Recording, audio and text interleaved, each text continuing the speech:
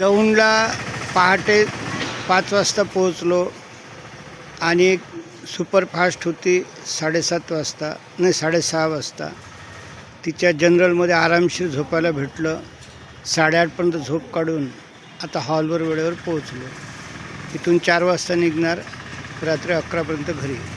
च्या प्रवासात चित्तवृत्ती एकदम आनंदित झाल्या. इथं गाडगेबाबा भेटले जे आयुष्यभर तप सेवा सिमरनला वाहून घेतील. डॉक्टर SSL श्रीवास्तवप्रमाणे डॉक्टर सुधा मॅडम ज्या भारत मातेला आयुष्य वाहून घेतील त्या भेटल्या.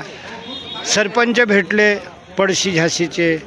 अशा रीतीनं बरीच एक चार्टर्ड अकाउंटंट भेटले मंदिराची सेवा करणारे.